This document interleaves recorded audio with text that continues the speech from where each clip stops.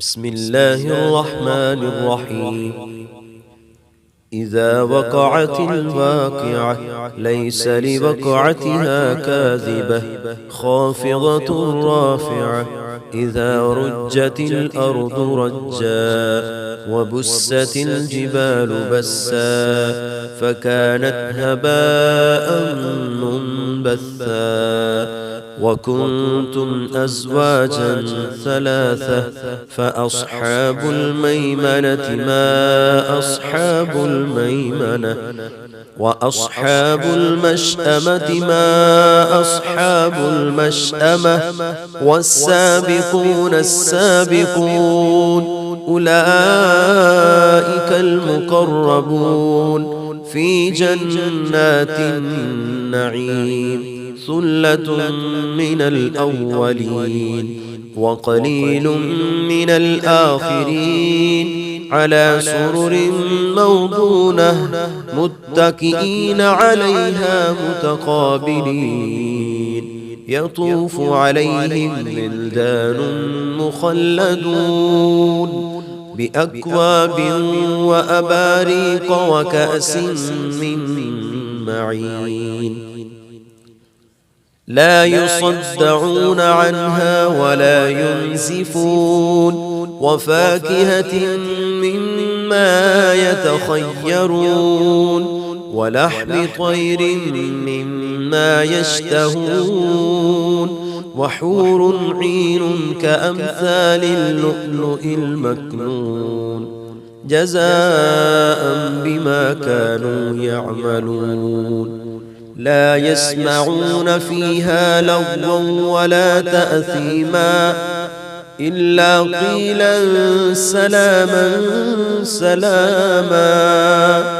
وأصحاب اليمين ما أصحاب اليمين في سدر مخضود وطلح ممدود وظل ممدود وماء مسكوب وفاكهة كثيرة لا مقطوعة ولا ممنوعة وفرش مرفوعة. إنا أنشأناهن إنشاء فجعلناهن أبكارا عربا أترابا لأصحاب اليمين. ثلة من الأولين وثلة من الآخرين. وأصحاب الشمال ما أصحاب الشمال في سموم وحميم وظل من يحموم لا بارد ولا كريم. إنهم كانوا قبل ذلك مترفين وكانوا يصرون على الحنث العظيم وكانوا يقولون أئذا متنا وكنا ترابا وعظاما أئنا لمبعوثون أو آباؤنا الأولون قل إن الأولين والآخرين لمجموعون إلى ميقات يوم معلوم. ثم إنكم أيها الضالون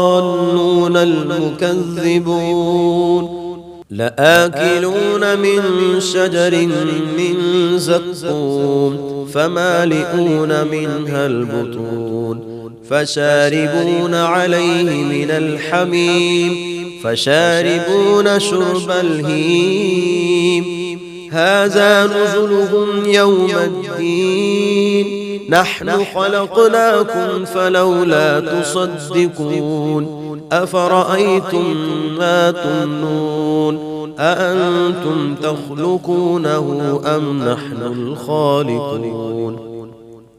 نحن قدرنا بينكم الموت وما نحن بمسبوقين على أن نبدل أمثالكم وننشئكم فيما لا تعلمون ولقد علمتم النشأة الأولى فلولا تذكرون أفرأيتم ما تحرثون أأنتم تزرعونه أم نحن الزارعون لو نشاء لجعلناه حطاما فظلتم تفكهون إنا لمغرمون بل نحن محرومون أفرأيتم الماء الذي تشربون أأنتم أنزلتموه من المزن أم نحن المنزلون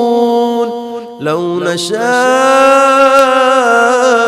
جعلناه أجاجا فلولا تشكرون أفرأيتم النار التي تورون أأنتم أنشأتم شجرتها أم نحن المنشئون نحن جعلناها تذكرة ومتاعا للمقوين فسبح باسم ربك العظيم فلا أقسم بمواقع النجوم وإنه لقسم لو تعلمون عظيم إنه لقرآن كريم في كتاب مكنون لا يمسه إلا المطهرون تنزيل من رب العالمين